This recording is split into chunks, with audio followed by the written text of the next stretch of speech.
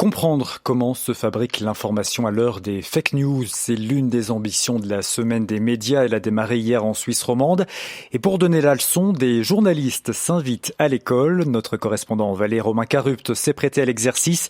Il était hier dans la classe de 7H de Morgan Thur à Lettron, avec pour mission de préparer les élèves à l'interview d'un garagiste et d'un encaveur.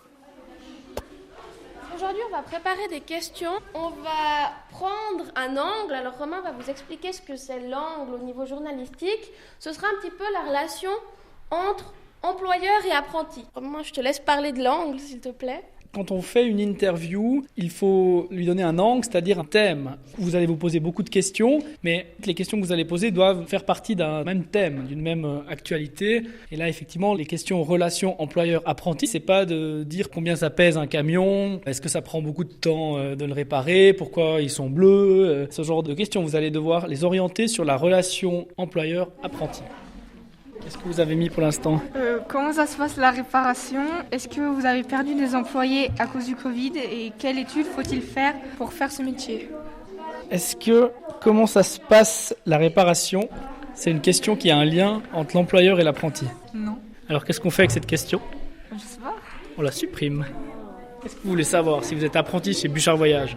Si on a des horaires réguliers. Par exemple, ouais. Est-ce que c'est facile ou difficile ? Est-ce que c'est plus facile pour les apprentis ou bien pour ceux que ça fait qu'il y a plusieurs années qui ont fait le métier ? Ça, c'est beaucoup trop logique. On devine quand même la réponse, hein.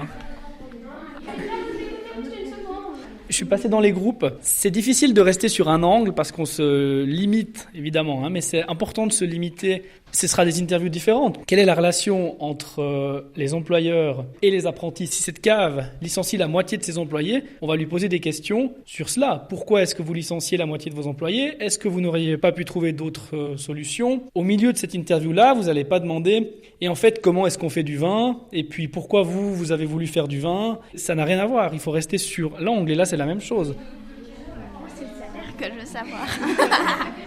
Oui, mais il n'y a pas que ça. Si. Il y a eu la question qui est revenue souvent, combien gagne un apprenti ? Vous pouvez aussi tourner la question, un apprenti, s'il est rapidement opérationnel, est-ce qu'il ne devrait pas plus gagner d'argent ? Vous avez le droit de poser ces questions, si c'est des questions que vous vous posez. Comment poser ces questions ? Comment faire une interview ? C'est ce qu'ont appris hier ces élèves à Lettron grâce à Romain Carupt.